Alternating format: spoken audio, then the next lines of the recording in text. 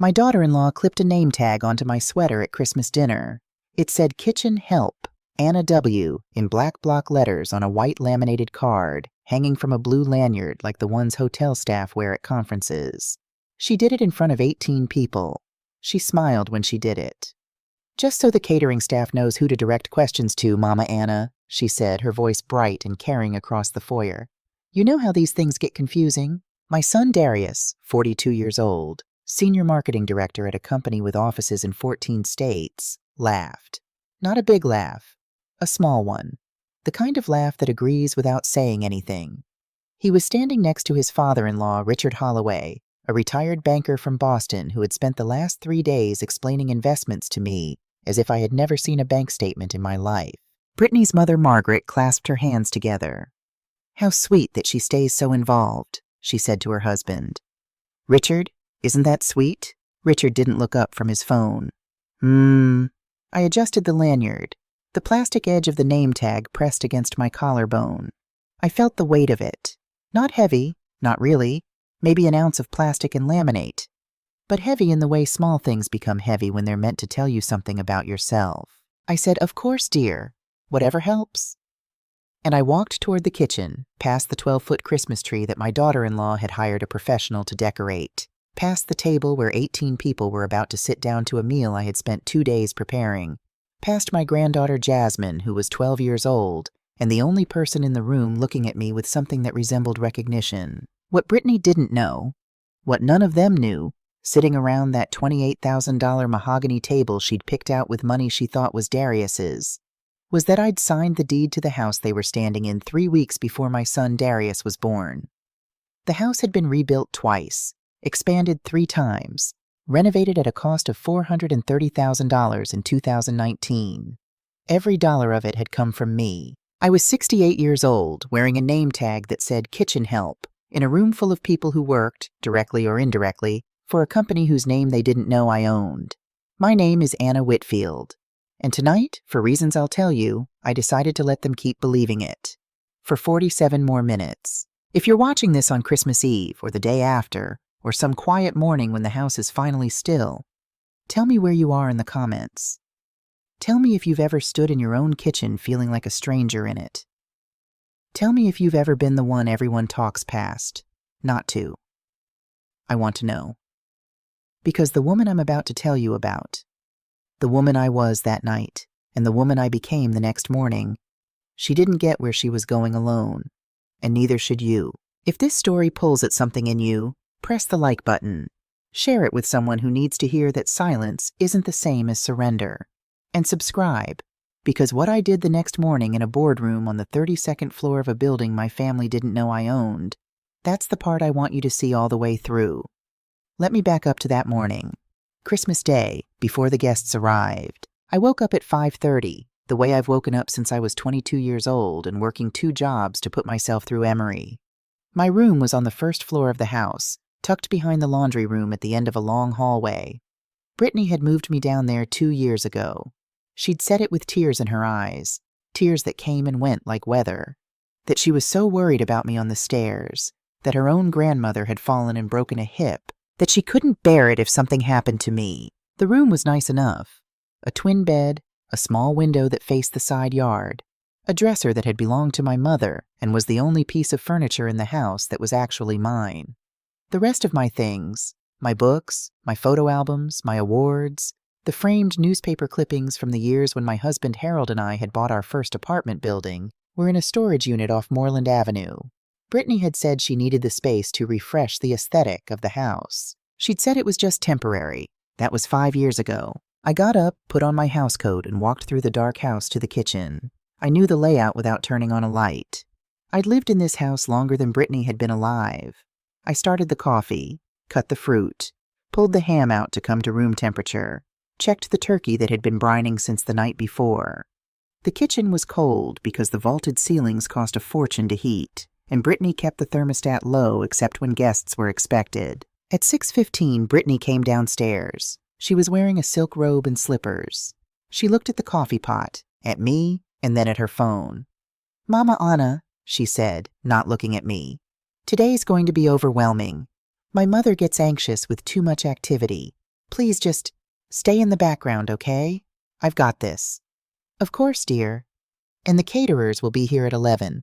I told them you'd let them in. I will. She walked out, still looking at her phone. She didn't drink any coffee. She'd told me 6 months ago that she didn't drink regular coffee anymore. She only drank something called matcha that came in a small tin and cost $47. I had bought her the tin. I had bought her many tins. At 7, Darius came down. He was dressed in khakis and a cashmere sweater, a gift from his in-laws last year. He kissed the top of my head the way you kiss an elderly aunt you're trying to be polite to, and poured himself coffee. Mom, did you remember to pick up the dry cleaning yesterday? I did, sweetheart. It's hanging in your closet. Thanks. He didn't ask how I'd slept. He didn't ask if I needed help with anything. He took his coffee and walked out to the sunroom where he'd set up his laptop to do an hour of work before the guests arrived. My son was a senior marketing director at Ashford Hotels, a boutique chain with properties in 12 states. He had been promoted 3 times in 6 years. He made $274,000 a year, plus stock options. He had no idea his mother had signed his signing bonus check in 2019. He had no idea his mother had approved his last promotion. He had no idea his mother received a weekly performance report on him that was sitting right that minute in a manila folder in a safe in Eleanor Reeves's office in Midtown. He had no idea his mother owned 87% of the company he worked for. I poured myself a cup of coffee. I sat at the kitchen island. I watched the sun come up through the window over the sink. My granddaughter Jasmine came down at 7:30. She was 12, all elbows and knees and curly hair that her mother kept threatening to straighten. She wore pajamas with little cartoon foxes on them and carried a book. She always carried a book. Hi, Grandma. Hi, baby. She climbed up onto the stool next to me. She leaned her head against my shoulder. She smelled like the coconut shampoo I'd bought her because Brittany only bought her the expensive kind that Jasmine said smelled like chemicals. What are you reading? It's about a girl who has a secret identity. She's a spy, but everyone thinks she's just a regular kid. I smiled into my coffee. That sounds like a good book. It is. The best part is that she knows things nobody else knows, and she just waits. She waits for the right time. I turned my head slightly and looked at her. She was reading the back of the cereal box now, absent-minded. But something in what she'd said had been pointed. Jasmine had always been pointed. She noticed things. What do you think she's waiting for? I asked. Jasmine shrugged. For people to stop being mean, I guess, or to show them that she was never what they thought she was. And what was she? Jasmine looked at me then. Her eyes were the same shade of brown as Harold's had been. She was more, Grandma. I held her gaze for a long moment. Then I reached over and kissed her forehead. Eat your cereal, baby. It's going to be a long day. By 9, the house was full of noise. Margaret Holloway had arrived from the guest house across the yard, where she and Richard had been staying for a week. She wore a red cashmere twin set and pearls that Richard had given her for their 40th anniversary. She walked into my kitchen, because at some point in the last 5 years, it had stopped being my kitchen and started being Brittany's kitchen, except on days when work needed doing, and then it became my kitchen again, and began opening cabinets. Anna, dear, where do you keep the good crystal? Brittany said I could set the table. Top shelf left of the stove. Oh, you'll have to get it down for me. You know I can't reach. I got the step stool. I got down the crystal. 18 glasses, hand-washed, inherited from my own mother, who had worked as a hairdresser in Birmingham for 41 years and saved for 7 Christmases to buy her daughter a full set of Waterford. Margaret didn't know that. Margaret took the glasses one at a time, inspecting each for water spots. Is this Waterford? Yes. How did you afford Waterford, Anna? She said it in the voice women like Margaret use when they want to seem curious but are really appraising. I thought Harold was in, what was it? Construction? Engineering. Right, engineering. She nodded as if this explained everything and nothing. Well, they're lovely. Richard came in behind her, holding a tumbler of bourbon even though it was 9 in the morning. He leaned against the counter and watched me load the dishwasher. Anna, I was thinking about our conversation from the other night, about investments. Yes, Richard. You know, I still think you should move most of your savings into a high-yield savings account. 3% APY, FDIC insured. At your age, you don't want volatility. My friend at Wells Fargo could set it up for you in an afternoon. That's very kind, Richard. It's important to have someone looking out for you, Anna. A woman alone, no husband, children who are busy. You need to protect what little you've got. I dried my hands on a dish towel. I looked at him. I smiled the way my mother had taught me to smile at men who were trying to be helpful by being condescending. Thank you, Richard. I'll think about it.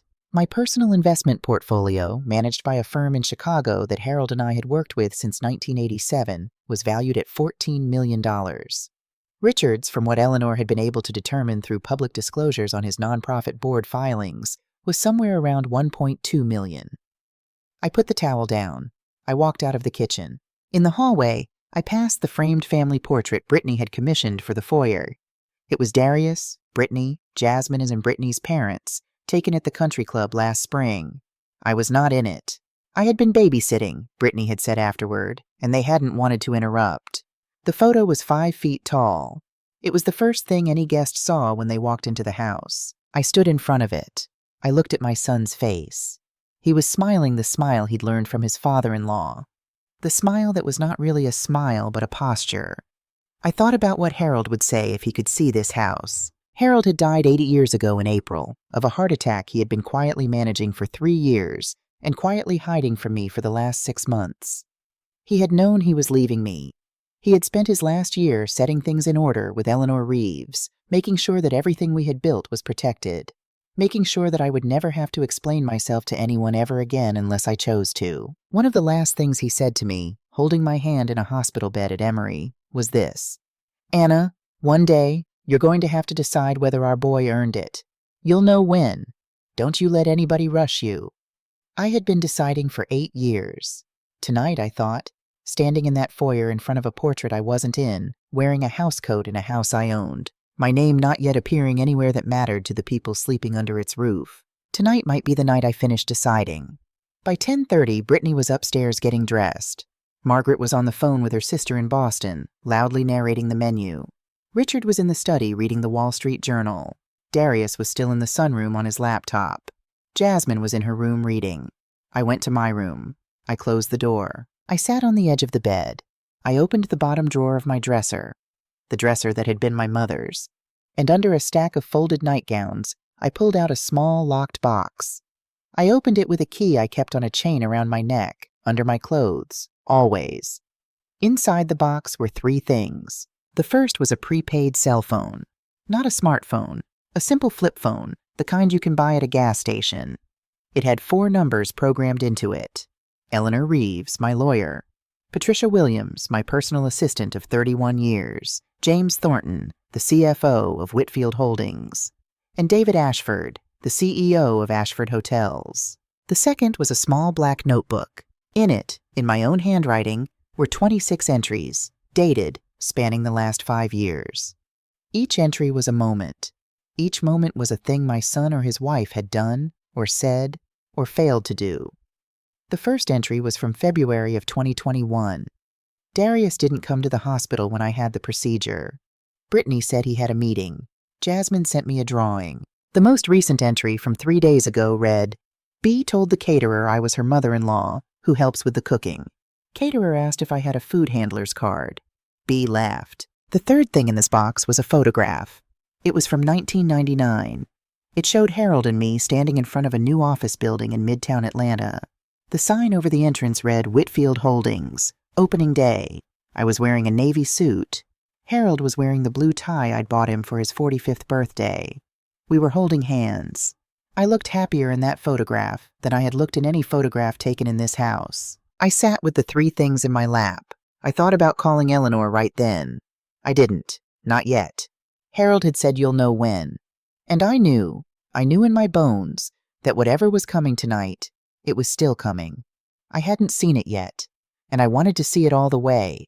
I wanted to see how far they would go when they thought I was watching and didn't matter, and when they thought I wasn't watching at all. I put the 3 things back in the box. I locked it. I slid it under the nightgowns. I went back to the kitchen to start lunch. Here is who I am. I was born in Birmingham, Alabama in 1957.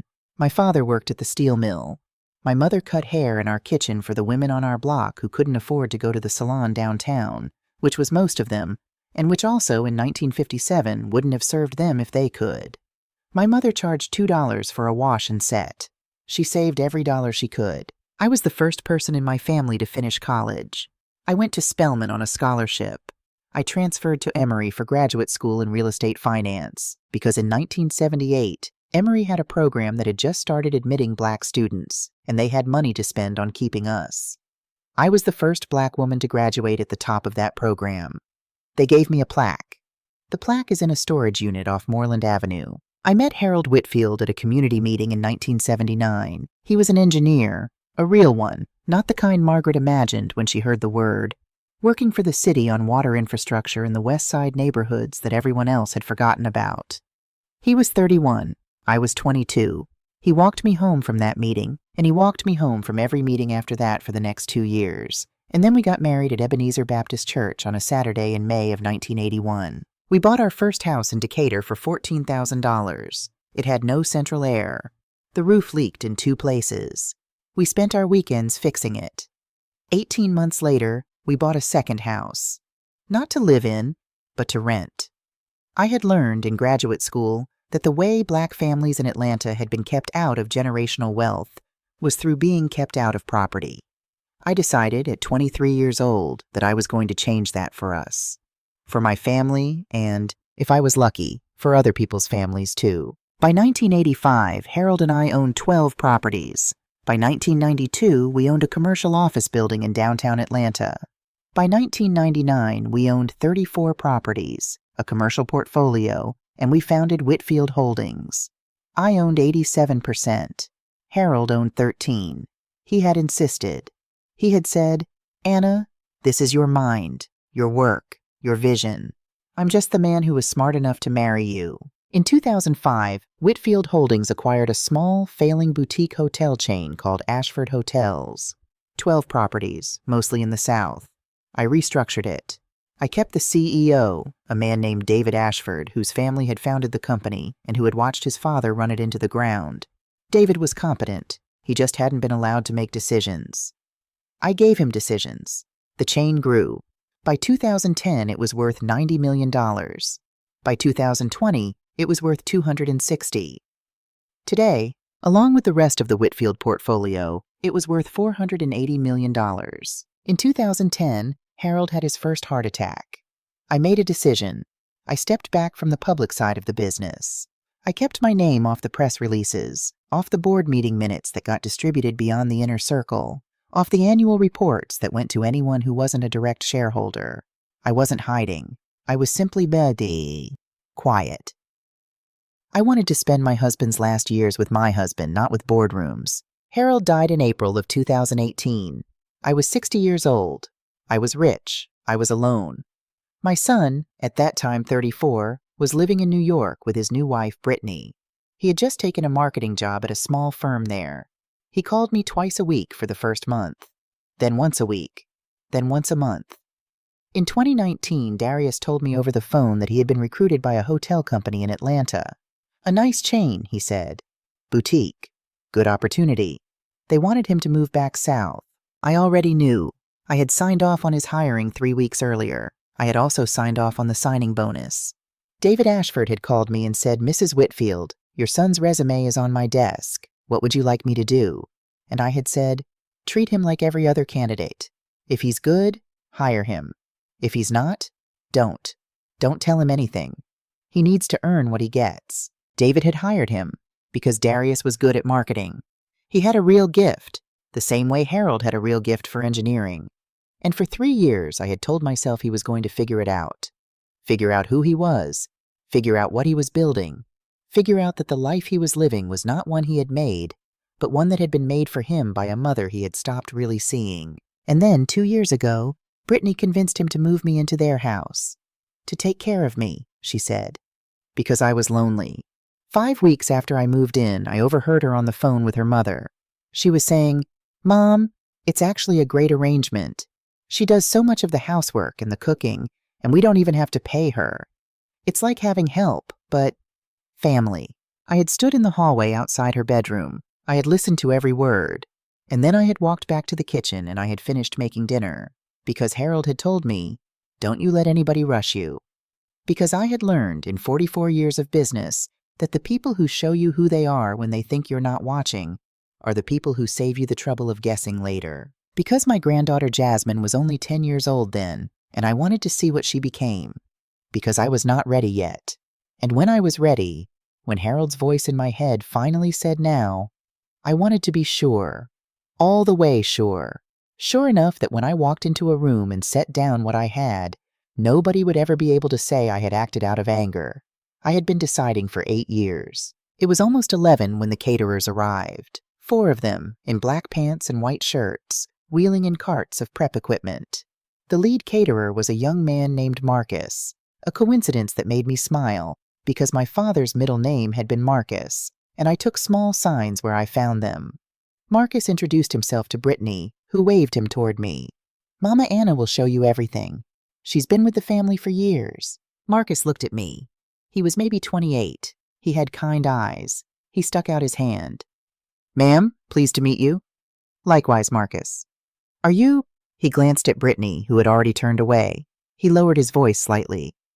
Are you Mrs. Whitfield's mother? I'm Darius's mother, I said. Harold Whitfield was my husband. Something flickered across his face. Recognition, maybe, or the beginning of it. Whitfield. Huh. He nodded slowly. That's a familiar name. My mother used to work at one of the Ashford hotels down in Savannah. She always talked about how fair they were. Said the owners took care of their people. I smiled. That's nice to hear.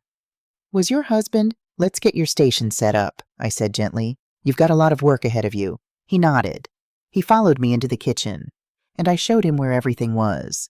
In the kitchen of the house I owned, wearing a name tag that hadn't been given to me yet, but was already waiting for me, folded on the entry table, in a lanyard Brittany had picked out the day before. At 1 o'clock, the first guests would arrive. At 3, we would sit down to dinner. At 6:14, I would check my watch later, because I remember exactly, my son would stand up and announce in front of 18 people that he and his wife had signed paperwork to move me into a nursing home. And that is when I would finally know. That is when Harold's voice in my head would say the word I had been waiting 8 years to hear. Now, the guests began arriving at 1 o'clock. First came Brittany's older brother Trevor, a commercial real estate broker from Charleston, with his wife Ashley and their 2 teenage sons.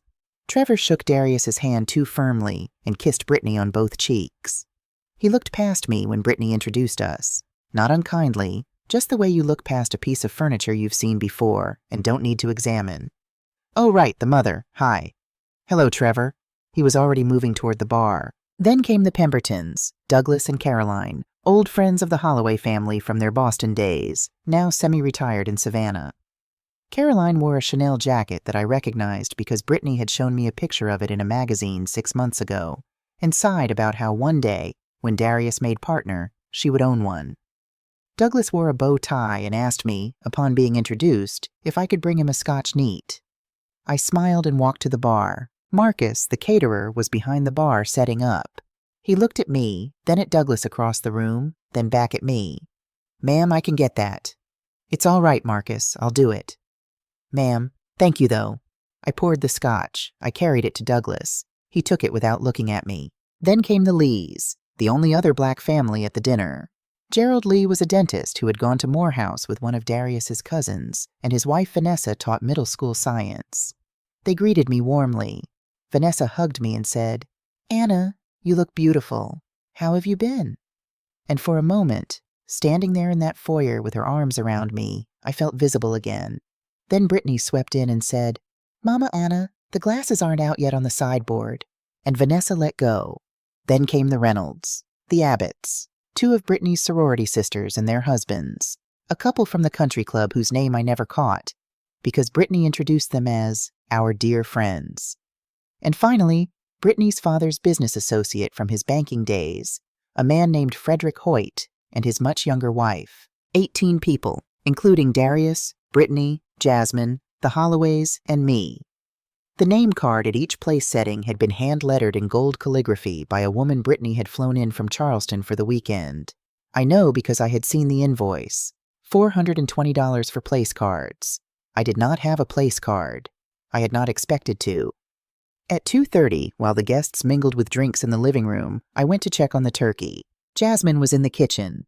She was sitting on the counter, which her mother had told her 1,000 times not to do, eating a deviled egg with her fingers. "Grandma? Baby, where's your name card?" I opened the oven.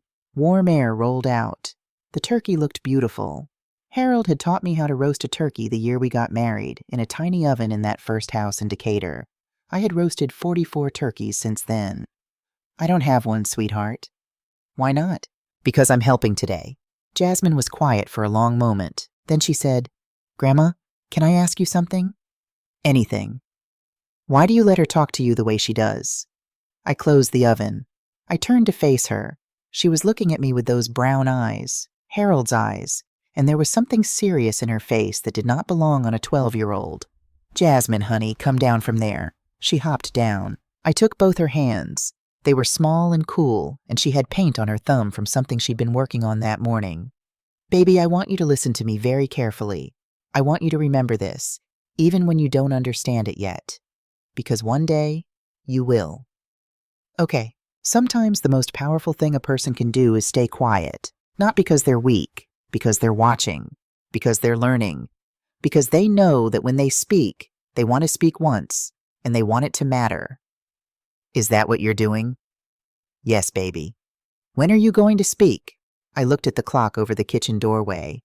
It was 2:41. Soon, I think. Jasmine nodded. She squeezed my hands. Then she stood on her toes and kissed my cheek and whispered, "I hope it's really loud when you do." She walked out of the kitchen before I could answer. At 3 o'clock, Brittany rang a small silver bell and announced that dinner was served. 18 people moved toward the dining room. I stayed in the kitchen, cutting the turkey, arranging it on a platter, while Marcus and his team loaded the sides onto serving dishes. I could hear laughter from the dining room. I could hear Richard telling a story about a golf tournament. I could hear Brittany's mother saying loudly, "Oh, this china is divine." "Brittany, did you register for this?" The china had belonged to Harold's grandmother. It had come from Ghana in 1962, shipped by Harold's uncle, who was a diplomat. Each piece was hand-painted. It was irreplaceable. Brittany had taken it out of my storage boxes without asking me 3 years ago. I carried the turkey platter into the dining room. 18 faces looked up. 18 people at a table set for 18. There was no 19th chair. There was no 19th place setting. I set the platter down on the sideboard. Marcus and his team brought in the sides. Brittany stood up. "Before we begin, I just want to say, Mama Anna has been such a help today. Let's all give her a round of applause." The table applauded. Polite, brief, the way you applaud a piano recital you didn't enjoy but feel you should acknowledge. "Mama Anna, you can eat in the kitchen with the staff. We'll bring you a plate after." "Of course, dear." I walked back to the kitchen. Marcus was there. He looked at me. His face was red with something he was not saying. "Ma'am, it's all right, Marcus. Ma'am, with respect. My mother would put her foot through that wall." I smiled. A real smile. The first one I'd smiled all day. "Marcus, can I tell you something?" "Yes, ma'am. Sometimes you don't have to put your foot through the wall. Sometimes you just have to own the whole building." He looked at me for a long moment. His eyes narrowed slightly, the way a person's eyes narrow when they are beginning to put something together. "Ma'am," he said slowly, "can I ask you your last name again?" "Whitfield Marcus. Anna Whitfield." He nodded once. Then he nodded again, slower. "Yes, ma'am. I thought so." He didn't say anything else. He went back to plating the sides for the dining room.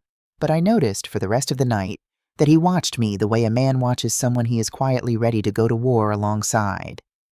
At 6:14, Darius stood up. I know the time because Marcus handed me a plate. He had insisted, and he had loaded it with everything from the main table, including a piece of the turkey I had just carved. And I had just sat down at the kitchen island to eat it. I heard Darius's voice rise above the dining room conversation, and I heard a fork tap against a glass, and I heard Brittany say, "Shh, everyone, shh, my husband has something to say." I got up. I walked to the doorway between the kitchen and the dining room. I stood where I could see the table, but they could not easily see me. Darius was holding a glass of champagne. He looked nervous. Not scared nervous, but excited nervous.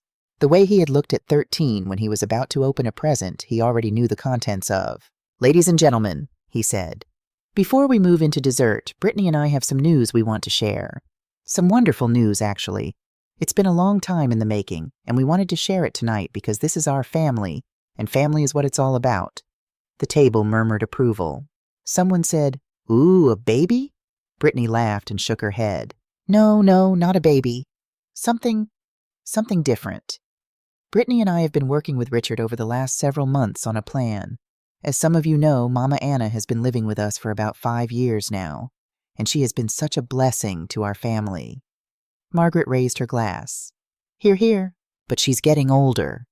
And we, Brittany and I, we want to give her the gift of rest, of community, of care that we can't always provide because we're both working. We're raising Jasmine. We've got so much going on. My son took a breath. He looked at Brittany. She nodded encouragingly. So, we've signed the paperwork to move her into Willow Creek Senior Living, just north of Atlanta. It is the finest senior community in the state of Georgia.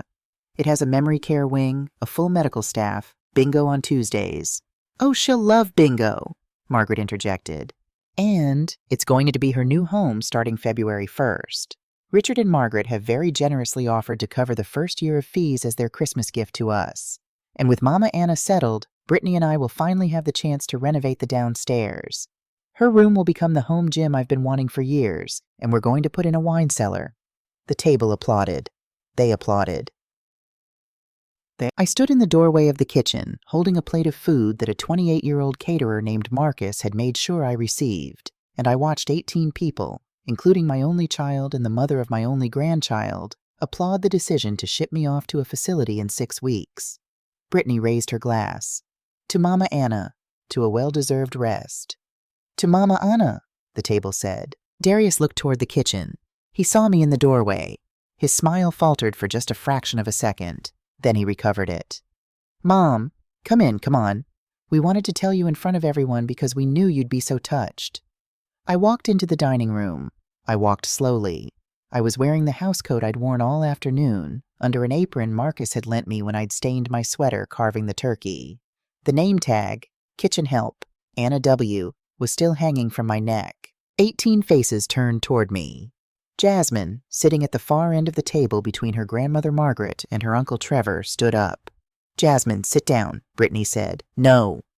Jasmine, no, Mom. Grandma doesn't want to go to a nursing home. Did you ask her? Did you ask her even one time? Jasmine, sit down. I reached the edge of the table. I set my plate down on the sideboard. I looked at my son. Darius, you signed paperwork. Mom, it's the best thing. You signed paperwork without talking to me. We wanted it to be a surprise. A surprise. A gift, Mom. Richard and Margaret are covering. Where is this paperwork? Darius blinked. What? Where is it? The paperwork you signed. I'd like to see it. Brittany stepped in. Mama Anna, we don't need to do this right now. Let's finish dinner and tomorrow. Tomorrow is fine, dear. Tomorrow is perfect, actually. I'll see the paperwork tomorrow. I smiled at her. A warm smile. A grandmotherly smile. The kind of smile that was so warm and so grandmotherly that Brittany's shoulders actually relaxed because she thought, and I could see it in her face. I could see her think it. Oh, thank God, she's going to be easy about this. I turned to the room. I raised my voice slightly. Thank you all for being here tonight. Thank you, Brittany, Darius, for this wonderful announcement. What a lovely surprise. Please, enjoy your dessert. I think I'm going to turn in. It's been a long day. I walked out of the dining room. I did not look back. Behind me, I heard Margaret say, Oh, bless her heart, she's overwhelmed. I heard Darius say, That went better than I thought. I heard Jasmine say, loud and clear, You're going to be so sorry. And I heard Brittany hiss, Jasmine, not another word. I walked down the hall to my room. I closed the door. I locked it. I sat on the edge of my bed for exactly 90 seconds, breathing slowly. Then I pulled the locked box out of the drawer. I took out the flip phone. I dialed Eleanor Reeves. She picked up on the second ring. Anna, it's time. Are you sure? They just announced in front of 18 people at my table that they have signed paperwork to put me in a nursing home and turn my bedroom into a wine cellar. My son did it. He read it off a list of talking points. So yes, Eleanor, I am sure. A pause. Then Eleanor's voice, calm and sharp and familiar. The voice of a woman I had known for 40 years, a woman who had been at Harold's funeral, a woman who had been waiting for this phone call for a long time. What do you want, Anna? Everything. Everything is a big word. Every clause we drafted, every contingency. Tomorrow morning, 9 a.m., Ashford Tower, executive boardroom, emergency session, full shareholder meeting. James, David, Patricia, you. And Darius? Send him a calendar invite from HR, mandatory attendance. Non-attendance equals termination. Make it clear enough that his wife will help him understand. Done. Eleanor. Yes. Harold's letter, the one he wrote for Darius. I want it in the folder. A longer pause. Anna. Once that's on the table, it's on the table forever. I know. You're sure? Eleanor, he didn't even look at me when he said it. He looked at his wife. He looked at her father. He didn't look at me once. I'll have everything ready by 6 a.m. Patricia will pick you up at 5:30. Thank you, Eleanor. Anna, yes? Harold would be proud of you. I didn't answer that. I couldn't. I hung up the phone and I sat on the edge of my bed, and for the first time in 8 years I let myself cry. Not long, maybe a minute and a half. I cried because Harold wasn't here. I cried because my son had become a man I did not recognize. I cried because I had known this day was coming for 2 years, and knowing had not made it any less heavy. Then I stopped crying. I washed my face. I began to pack. If you've ever had to make a phone call like that, the one where you finally accept that waiting hasn't worked, that kindness hasn't worked, that being good and being quiet and being patient hasn't worked, tell me in the comments. You don't have to say what it was about. Just say I've made that call, so others know they're not alone. And if you're still waiting to make yours, I want you to hear this. There is no shame in waiting, and there is no shame in stopping. At 5:30 in the morning on December 26th, Patricia Williams pulled up to the curb outside the Whitfield house in a black Mercedes S-Class. Patricia was 62 years old, black, and had been my personal assistant since 1994. She had started when Harold and I had our second office in the West End. She had grown with the company. She was not my employee anymore. She was my right hand, my friend, the godmother of a son I had almost lost 3 times to pregnancies that didn't take before Darius. Patricia knew more about my life than anyone on this earth except Eleanor. She did not come to the door. She did not need to. I walked out of the house at 5:31, carrying a single garment bag and a briefcase. The garment bag contained a charcoal gray Armani suit I had purchased in 2011 and worn exactly 4 times. Each time I had worn it, I had been closing a deal over $50 million. The briefcase contained nothing important. It was a prop, but it was the right kind of prop. I was wearing a simple house dress and flats. The suit would go on later, at Eleanor's office, with Patricia's help. The house was still dark. I had not said goodbye to anyone. I had, however, done one thing before I left. I had gone to Jasmine's room at 5:15. She had been asleep. I had sat on the edge of her bed and stroked her hair until she stirred. Grandma? Baby, listen to me. Today something is going to happen. Something big. I need you to watch it. I need you to remember it. Are you leaving? I'm going to work, baby. Work? Yes. She sat up. She rubbed her eyes.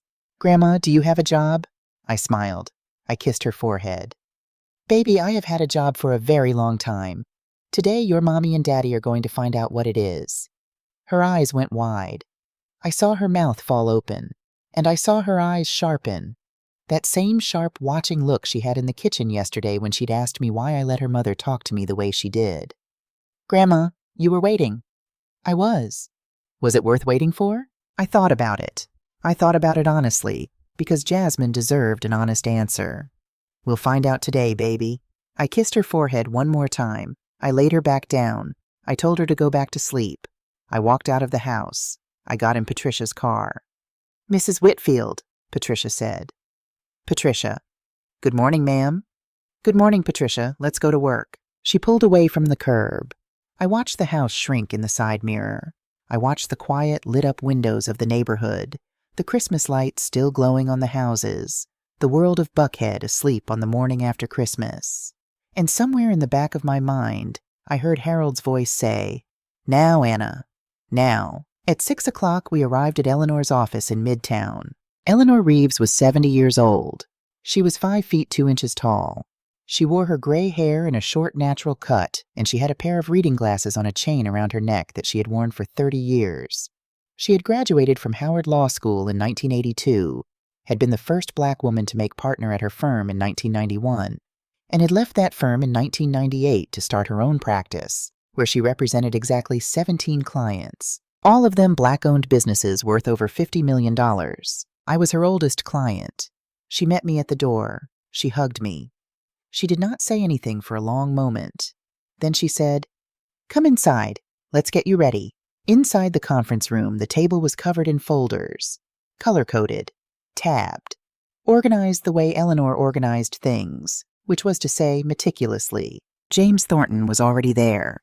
James was 55, white, a former Big Four accountant who had been the CFO of Whitfield Holdings since 2009.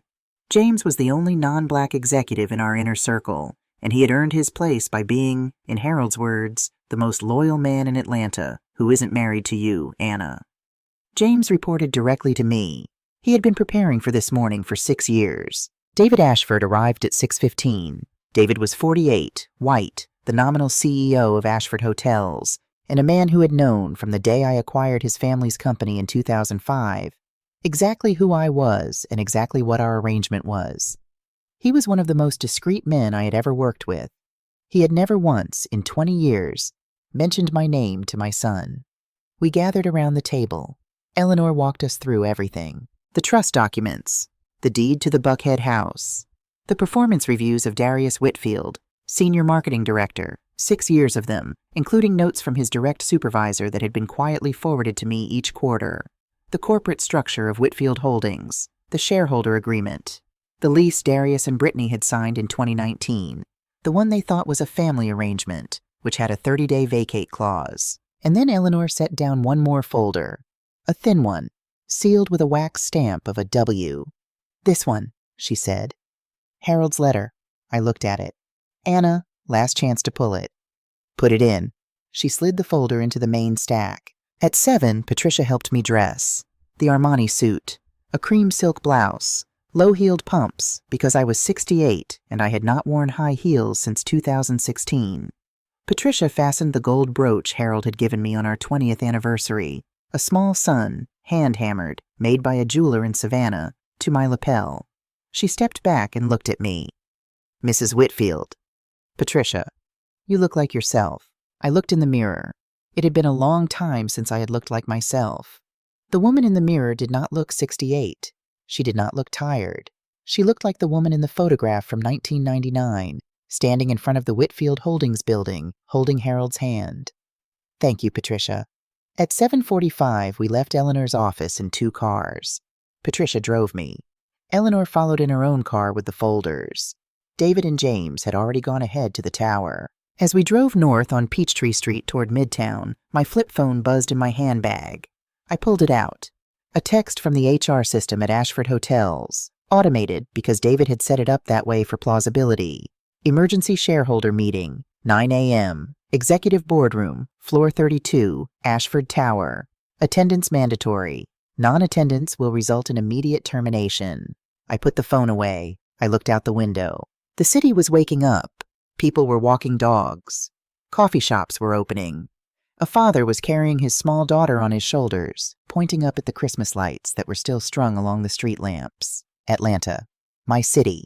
The city where a black woman from Birmingham, Alabama had built, brick by brick, a company worth nearly $500 million. The city where my husband was buried. The city where my son had grown up. The city where, this morning, he was about to learn who his mother had been the whole time. Meanwhile, at the Whitfield house in Buckhead, Darius was waking up. I would learn later from Jasmine, who had posted up in her bedroom with the door cracked, listening to everything, exactly how the morning had unfolded. Brittany had woken at 7:15. She had come downstairs expecting coffee. There was none. She had called out, "Mama Anna?" and gotten no answer. She had checked my room. The bed was made. My garment bag was gone. My good shoes were gone. She had gone back upstairs. She had shaken Darius awake. "Darius, your mother is gone." "What?" "She's gone. She's not here. Her suitcase is gone." "She probably just went for a walk." "With her garment bag, Darius? At 7 in the morning the day after Christmas?" Darius had sat up. He had rubbed his eyes. "She's probably at church. Some early service." Your mother doesn't go to church. Not in 5 years. Brittany, she'll come back. She always comes back. Last night was a lot. She's having her feelings about it. At 7:45, Darius had checked his work email on his phone. He had seen the automated message from HR. He had stared at it for a full 30 seconds. Then he had called his assistant. His assistant hadn't known anything. He had called David Ashford's office. David hadn't answered. He had called 2 colleagues. Neither of them had received the notice. It had gone only to him. Brittany, something's wrong at work. What? There's an emergency shareholder meeting at 9. Mandatory. Non-attendance means termination. That can't be right. Brittany, it says my name. It's addressed to me specifically. Brittany had walked to the window. She had looked down at the driveway. Darius, your mother's car is here. What? Her Buick. It's here. She didn't drive herself. Then how did she leave? I don't know. Downstairs, Margaret Holloway had been sitting at the breakfast bar, drinking the coffee she had finally made herself. Richard had been reading the paper. They had looked up when Darius came downstairs, tie askew. What's wrong, son? Richard had asked. I have an emergency meeting at 9, at the office. Mandatory. Richard had set the paper down. Who signed the notice? HR. It's automated. Son, automated notices don't usually say mandatory and termination. That's somebody personally pushing a button. Who would do that? I don't know. Richard had looked at his daughter. His daughter had looked at her husband. And something had happened in that kitchen. Something small, something almost invisible, something that Jasmine later told me she had not been able to name at the time but had felt, listening through the crack in her door. Something that felt, Jasmine said, like the floor shifting. Brittany had said slowly, Darius, where's your mother? I don't know, Brittany. I told you. Your mother is gone. You have an emergency meeting at work. Those 2 things, at the same time. Brittany, what are you... Darius, what does your mother do all day? He had stared at her. She takes care of the house. She picks up Jasmine. She cooks. What did she do before that? Before she moved in with us? She was retired. Dad left her comfortable. She had that little house in Decatur. Before that, she worked at... I don't know. She and Dad they had a small business, a real estate thing. A real estate thing. I don't know, Brittany. I never asked. She was my mom. Brittany had stared at him. She had stared at him for a long moment, and then she had said, very quietly, Darius, I think we need to get to that meeting. Upstairs in Jasmine's bedroom, a 12-year-old girl had picked up her iPad. She had opened a browser. She had typed 2 words into the search bar. Whitfield Holdings. She had looked at what came back. She had looked at the headline at the top of the page. A Forbes article from 8 years ago, titled The Quiet Power, How Atlanta's Whitfields Built a Hotel Empire Without a Press Release. She had looked at the photograph embedded in the article. It was her grandmother, in a navy suit, shaking hands with the governor of Georgia. Jasmine had sat on her bed with the iPad in her lap for exactly 4 minutes. Then she had walked down the hall to her parents' bedroom, where her mother and father were frantically getting dressed, and she had held up the iPad, and she had said one sentence that neither of her parents would ever forget. Mom, Dad, I think Grandma owns the company you work for. At 8:55, Patricia pulled up in front of Ashford Tower. I stepped out of the car. The morning was cold. The sky was bright, pale blue, cloudless. The kind of December morning that feels like an exhale. I looked up at the building. 32 stories of steel and glass. My building. I had signed the papers for this building in 2007. I had named it after the hotel company I'd acquired 2 years earlier. David Ashford had cried in my office the day I told him I was keeping his family's name on it. Eleanor pulled up behind us. She got out with the folders. David Ashford met us in the lobby. He was in a charcoal suit. He nodded at me. Mrs. Whitfield. David, everything's ready. James is in the boardroom. The team is seated. Your son is not here yet. He's on his way. Good. Ma'am? Yes, David? It has been an honor, serving you, quietly, for 20 years. I looked at him. I had not expected this, and it caught me, just for a second, in the throat. David, the honor has been mutual. We walked to the elevator. Patricia, Eleanor, David, and me. Eleanor pushed the button for the 32nd floor. As the doors closed, I looked at my reflection in the polished metal. charcoal suit, cream blouse, gold brooch catching the light, no name tag. The elevator began to rise. The elevator doors opened onto the 32nd floor. The executive level of Ashford Tower had been designed by a firm out of Atlanta in 2011. I had personally selected the materials: walnut paneling, brushed brass fixtures, a long hallway lined with black and white photographs of the 12 original Ashford Hotel properties, taken by a black photographer from Savannah named Ernest Withers's grandson. The carpet was deep gray. The air smelled faintly of cedar. I had walked this hallway exactly 11 times in 20 years. Every time, after hours. Every time, alone or with Patricia. No one on this floor, except David and James, had ever seen me in this building. This morning, the lights were on.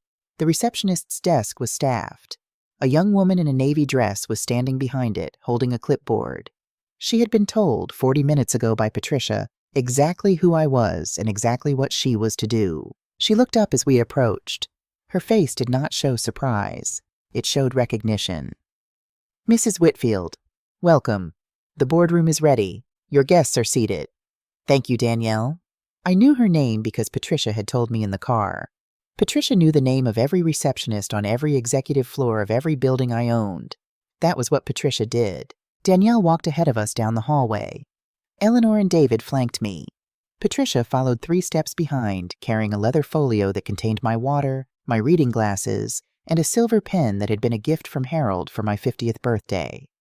At the end of the hallway was a set of double doors in dark walnut. Danielle opened them both.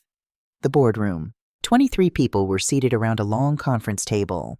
Senior executives of Whitfield Holdings, senior executives of Ashford Hotels, the general counsel, the head of HR, 2 members of the board of directors who had flown in overnight from New York and Los Angeles. David Ashford had made those calls at 11 last night. All 23 people had dropped everything.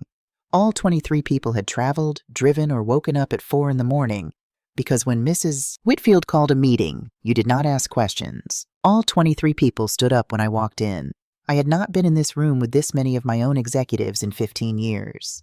At the far end of the table, seated in the middle, not at the head, not at the foot, but in one of the side chairs where junior attendees sat, was my son. Darius was wearing the suit I had watched him put into his dry cleaning pile last Tuesday. His tie was crooked. His face was the color of wet paper. He had not stood up when the others did. He had started to, and then he had seen me, and his legs had stopped working. Brittany was not in the room. Spouses were not permitted. She was, I later learned, sitting in the lobby downstairs, watching the clock and trying unsuccessfully to reach her father's connections at the bank. I walked the length of the room. Eleanor walked beside me. Patricia set the folio down at my place and pulled out my chair. Danielle closed the doors behind us. I did not sit immediately. I stood at the head of the table. I reached into the pocket of my jacket. I took out the name tag. Kitchen Help, Anna W. I set it on the table in front of me. The click of plastic and laminate against walnut was the loudest sound in the room. Then I sat down. I unfolded my hands. I looked around the table. I let my eyes rest on every single person for exactly 1 second. I saved my son for last. "Good morning," 23 voices. "Good morning, Mrs. Whitfield." One voice did not say it. His mouth was open, but no sound came out. I began. "Thank you all for coming on short notice the day after Christmas. I know many of you have traveled. I know your families are at home. I am sorry to take you from them. What I am about to do could not wait another day." I lifted the name tag. I held it up for the room to see. For those of you who haven't had the pleasure of meeting me in person, and there are a few of you in this room for whom this is your first encounter, which I find, in retrospect, a useful thing to have let happen, my name is Anna Whitfield. I am the founder and majority shareholder of Whitfield Holdings. I hold 87% of the voting equity. I have held it since 1999. My late husband, Harold Whitfield, held the remaining 13% until his death in 2018, at which point those shares transferred to a trust I oversee. I set the name tag back down. Last night, at my son's Christmas dinner, this was clipped to my sweater by my daughter-in-law. It was clipped to me in front of 18 people. I wore it for 6 hours. I served dinner in it. I carved the turkey in it. And then I stood in the doorway of my own kitchen, in a house I have owned since 1982, which is 22 years before my son's wife was allowed to pick out the wallpaper, and I listened while my son announced to his in-laws, his colleagues, and his 12-year-old daughter that he and his wife had signed paperwork to place me in a nursing home. The room was still. They announced this to me by applauding. They did not ask me. They did not consult me. They presented it as a gift from people whose own first year of fees was being covered by my daughter-in-law's father, who has spent 3 days explaining to me, in my own kitchen, why a woman of my age should not trust the stock market. Someone at the end of the table laughed. It was a short, involuntary sound. It was immediately stifled. I did not look up to see who it was. My son did not know. That much I will grant him. My son did not know that the house his wife has redecorated twice is deeded to me. My son did not know that the company he works for, in a position he was promoted to last year, is owned by me. My son did not know that I have, for 6 years, quietly reviewed his performance reports from 3 levels above his supervisor. My son did not know any of this because I chose, deliberately, for reasons I will explain, not to tell him. I turned my head slightly. I looked at Darius. He was crying, silently. 2 tears, one down each cheek. He did not wipe them. Darius, Mom, I am not speaking to you right now as your mother. I am speaking to you right now as the chair of this company. I need you to understand that. What happens in this room in the next 40 minutes is not about our relationship. Our relationship is a separate conversation, and we will have it, but not here. Yes, ma'am. He had not called me ma'am since he was 9 years old. The word came out of him like something he had not known he still had. I returned my gaze to the table. I am here this morning to announce a restructuring. Mr. Ashford, Mr. Thornton, Ms. Reeves, and I have spent the last 5 hours finalizing the documents. They are complete. They are binding. They are effective immediately upon my signature, which I will provide at the end of this meeting. James Thornton slid a bound document down the table to me. I opened it. I did not need to read it. I had written it. But I read from it, because the room needed to hear the language. Item 1. The Whitfield Holdings corporate structure will be formally disclosed in a public filing by the close of business tomorrow, December 27th. My ownership will be on the public record for the first time in the company's history. I have determined that the benefits of quiet operation no longer outweigh the costs. David Ashford will remain Chief Executive Officer of Ashford Hotels. James Thornton will remain Chief Financial Officer of the parent company. I will assume the title of Executive Chair, active. Around the table, several of the senior executives exchanged glances. A few nodded. David Ashford's eyes were bright. Item 2. Effective February 1st, the Harold Whitfield Foundation will be formally launched and announced publicly. The foundation is funded at $180 million. Its mission is to provide scholarships to historically black colleges and universities in the state of Georgia, and to provide seed capital to black women founders of businesses with revenue under $2 million per year. The foundation will be headquartered in Atlanta. Its inaugural board will be chaired by Eleanor Reeves. Eleanor inclined her head slightly. Item 3. Darius Whitfield. My son's head came up. Mr. Whitfield has served as Senior Marketing Director of Ashford Hotels for the past 4 years. His performance has been, according to the reviews filed with me each quarter by his direct supervisor, adequate. Not exceptional. Adequate. He was promoted once during this period, and that promotion was approved by me, against the recommendation of one of his peers, because I believed, and I am willing this morning to say that I still believe, that he has real ability in this field. He inherited it from his father, who could sell water to a river. A few small, surprised smiles around the table. Mr. Whitfield will not be terminated. I want that clearly on the record. He will, however, be reassigned. Effective January 15th, he will be transferred from the Atlanta headquarters to our regional office in Kansas City, where he will serve as Junior Project Manager for the Midwest expansion of the Ashford brand. His salary will be adjusted accordingly, from $274,000 per year to $104,000 per year. He will report to the Regional Director, who reports to the Vice President of Operations, who reports to Mr. Ashford. Darius made a small sound. Not a word. A sound. This is not a punishment. This is an opportunity. My son has spent 6 years at a level of compensation and authority that was, frankly greater than his performance warranted, a condition that occurred because his supervisor was, without knowing it, managing the son of the owner and made conservative decisions as a result. That has not served him. That has made him comfortable. Comfortable men do not learn.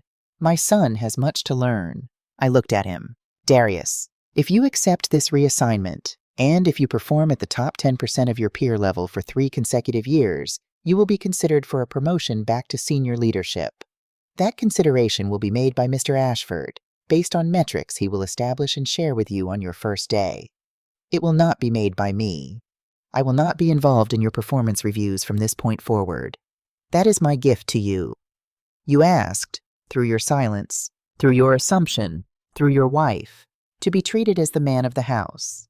I am going to let you find out, for the first time in your life, what it is to be a man who has not been held up by his mother's hand. He looked down at this table. He nodded. He did not speak. Item 4. The house at 412 Pinecrest Drive, Buckhead. The general counsel at the table pulled out a copy of the deed and slid it down to me. Everyone in the room could see from where they sat that the deed bore one name, Anna E. Whitfield. The house is, and has always been, my sole property. Mr. Whitfield and his wife signed a residential lease agreement in 2019, which they were given to understand was a family formality. It was, in fact, a standard lease with a 30-day vacate clause. I am invoking that clause today. Mr. Whitfield and his wife have until January 25th to remove their personal belongings from the property. Ms. Reeves will handle the logistics. They will be provided with reasonable assistance. They will not be provided with an extension. Ms.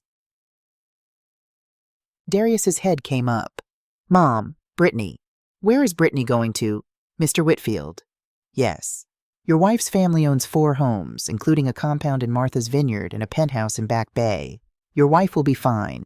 The question you should be asking, Darius, is where you are going to go, because your wife filed for divorce papers, through her father's attorney, at 8:14 this morning. Her assistant informed mine at 8:17. I am sorry to be the one to tell you. He closed his eyes. I let him have a moment. Item 5. I looked up at the ceiling briefly. I did this because I wanted to say this one correctly. I wanted Harold to hear it. My granddaughter, Jasmine Whitfield, 12 years old. Darius opened his eyes. I have established an educational and living trust in her name, effective today. The trust is funded at $1.2 million. It will cover her education from this point through graduate school, should she choose to pursue it, and will provide her with a modest living stipend beginning at age 22. The trustee is Eleanor Reeves. The trust is independent of her parents. Neither her mother nor her father may access, alter, or influence its provisions. The trust is hers. I took a breath. In addition, Jasmine will have a standing invitation, beginning tonight, to live with me at the Buckhead house for as long as she wishes, with the full consent of her parents or by order of the court if that consent is not forthcoming. I have already spoken to my attorney about custody arrangements in the event of a divorce, and my attorney informs me that a 12-year-old in Georgia may express a custodial preference to a judge. Jasmine will be permitted to express hers, freely, without pressure from me or anyone else. Darius put his face in his hands. I am not taking your daughter from you, Darius. I am making sure she has a home. There is a difference. I hope in time you will come to understand that. Item 6. This is the last item on my list.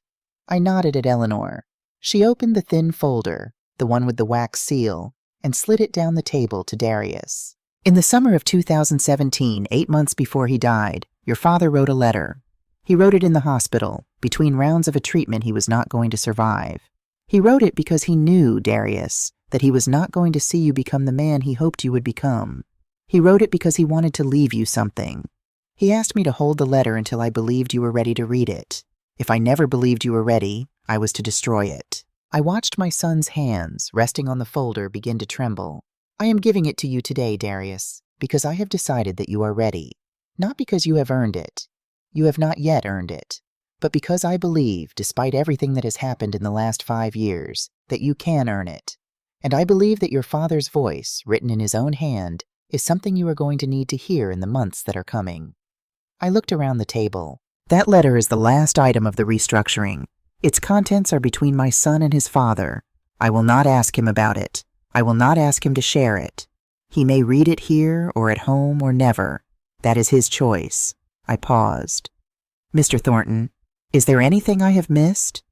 James consulted his notes. No, ma'am. Ms. Reeves? No, Anna. Mr. Ashford? Just one thing, Mrs. Whitfield. Go ahead, David. David Ashford stood up. He had not stood since I entered the room. He buttoned his jacket. He looked down the length of the table at me. Ma'am, I have been the public face of a company that was privately yours for 20 years. I have sat at every industry dinner and accepted every award under my name that was in truth yours. I have lied by omission, at your direction, more times than I can count. I have done it because you asked me to, because I trusted your reasons, and because I believed from the beginning that the work you were doing, the people you were hiring, the communities you were investing in, the way this company has been run, deserved protection from the kind of scrutiny that this country reserves for black women who build things. I want to say on the record, in front of this room, that it has been the honor of my professional life to work for you. And I am so glad, Mrs. Whitfield, that today the world is finally going to know your name. He sat down. For a long moment the room was absolutely silent. Then, slowly, Patricia Williams stood up. She did not speak. She simply stood. Then James Thornton stood. Then Eleanor. Then, one by one, the 23 executives around the table stood up. The last to stand was the youngest member of the board, a woman in her early 40s whom I had appointed 6 months ago on David's recommendation. She stood, and her hand went briefly to her heart. I looked at my son. He stood up last. He stood up slowly, like a man pushing against a great weight. And when he was on his feet, he looked at me across the length of the table, and he said in a voice so small I almost could not hear it, "Mom, I'm so sorry." I did not answer. I looked down at the name tag. Kitchen help, Anna W. I picked it up. I handed it to Patricia. "Patricia, please have this framed. I'd like it for my office." "Yes, ma'am." I reached for the silver pen. I signed the restructuring documents, 11 signatures, 1 on each tabbed page. James countersigned. Eleanor notarized. At 10:17 a.m. on December 26th, Whitfield Holdings was publicly held by a black woman named Anna Whitfield for the first time in its 26-year history. I stood up. The room stood with me. I looked at my son one more time. "Darius, read your father's letter when you're ready, not before." "Yes, ma'am." And Darius, "Yes, ma'am. I love you. That has not changed. That will never change. But love does not mean you get to live in a house I own and treat me as staff. Love does not mean I owe you a company I built. Love means I will be here, on the other side of your learning, whenever you arrive. Do you understand?" His face broke, all at once, like something that had been holding for a long time and finally gave. "Yes, ma'am, I understand." I nodded. I walked out of the boardroom. Eleanor and Patricia walked with me. David Ashford stood at the door and inclined his head as I passed, the way a man inclines his head to a queen whose court he has just watched her take back. Before we leave that room, I want to tell you something. I want to tell you that when I walked out of there, I did not feel triumphant. I did not feel victorious. I felt tired. I felt sad. I felt the particular grief of a mother who has just spent 8 years watching her son become someone she did not recognize, and who has now, in a room full of strangers, been forced to say so out loud. But I also felt, and this is the part I want you to hear, if you're still with me, I also felt whole. For the first time in 8 years, maybe longer, I felt like I was standing in a body that matched the person I actually was. Not the person my son saw, not the person my daughter-in-law introduced to her mother, not Mama Anna, just Anna, just the woman Harold had loved, just the woman who had built something, and who was no longer going to pretend she hadn't. If you have ever made yourself smaller so the people around you could feel larger, I hope you know. I hope somebody tells you, even if it's a stranger on the internet on the morning after Christmas, that the smallness was never the price of being loved. The smallness was the price of being tolerated. And those two things are not the same. 3 months later, it is the 3rd Saturday in March. The dogwoods in the Buckhead yard are starting to bloom. I am sitting on the front porch of the house. The same house. I have not moved. They moved, and I stayed, because I have always been the one who belonged here, and it took them leaving for the rooms to remember it. The house looks different. Brittany's designer furniture is gone. Trevor came with a moving truck in early February and took his sister's things back to Boston. I have replaced the $28,000 dining table with a smaller round oak table from a black-owned furniture maker in Savannah. I have hung my mother's hairdresser's mirror, the one from our kitchen in Birmingham, in the foyer. I have moved my books out of the storage unit on Moreland Avenue. I have put Harold's photograph back on the mantel, where it should have been all along. Patricia moved in 2 weeks ago. She has the suite Brittany used to call the master bedroom. I gave it to her. She deserves a suite. I had my own room, the one at the end of the hall, the one they had exiled me to, repainted a soft blue and filled with the furniture from my first house in Decatur. I sleep better there than I have slept in 10 years. Jasmine is sitting next to me on the porch swing. She is reading a book, a real book, not about spies this time. A book about a girl who runs a food truck and saves her grandmother's recipes. She has been reading it all morning.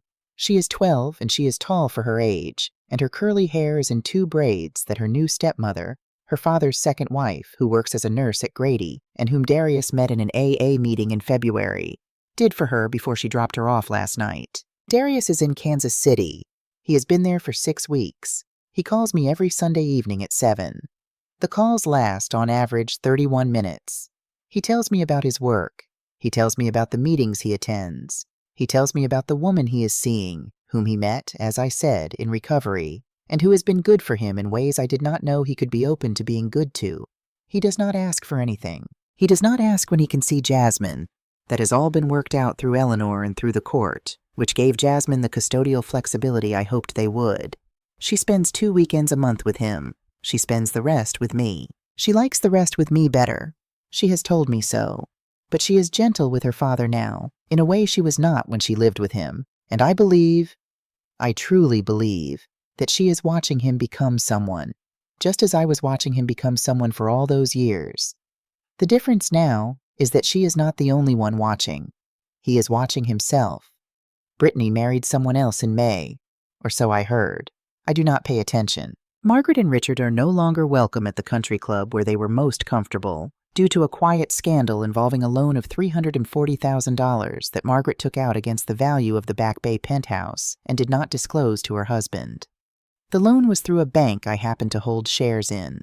I did not orchestrate the scandal. I simply did not intervene. Sometimes the most powerful thing you can do is nothing. Jasmine has put her book down. She is looking out at the yard. Grandma? Yes, baby. Can I ask you something? You can always ask me something. When I grow up, can you teach me to run a company? I smiled. I reached over and tucked a strand of her hair behind her ear. Baby, I'm going to teach you something better than that. What? I'm going to teach you how to see people, really see them, before they have to prove anything to you. Because the only thing worth more than a company, Jasmine, is knowing, in your bones, in your spirit, the difference between someone who sees you and someone who is just watching you to figure out what they can get. She thought about that. She thought about it for a long time. She is a child who thinks. Grandma? Yes? Daddy is learning that, I think. I think so too, baby. Are you proud of him? I looked out at the dogwoods. I looked at the yard my husband and I had planted with our own hands in 1983. I looked at my granddaughter's face, which was Harold's face, and my mother's face, and my own face from a photograph I had carried in my wallet for 47 years. Jasmine, I am proud of you. That is enough for today. She leaned her head against my shoulder. Patricia brought out 2 glasses of iced tea. She set them down on the small table between us. She did not interrupt. She went back inside. On the wall behind us, through the living room window, you could see, if you were looking, the framed name tag. Kitchen help, Anna W. I had hung it in the hallway, not in a place of shame, but in a place of memory, right next to the honorary doctorate from Emory Law that they gave me last month for contributions to Black-owned commerce in Atlanta, right next to the Forbes cover they published 2 weeks ago, the one with my photograph on it, my face from the portrait taken in December for the restructuring announcement, and the headline that ran across the top in white block letters. The Quiet Queen of Atlanta, How Anna Whitfield Built $480 million in the Shadows, and What She Plans to Do with It Now. If you have watched this all the way through, if you have sat with me from the name tag on Christmas night to the porch swing in March, then I want to say this last thing to you. You are not who they say you are when they are not paying attention. You are who you have always been. You are who your mother raised. You are who your grandmother prayed for. You are who your own hands have built, quietly, in all the years when no one was giving you credit for it. You are who Harold, or whoever your Harold was, saw when they looked at you across a dinner table and knew, in the way the right ones always know, that you were someone they were going to spend their life being proud of. They spent 42 years looking past me. I used every single one of those years well. And the name tag they gave me?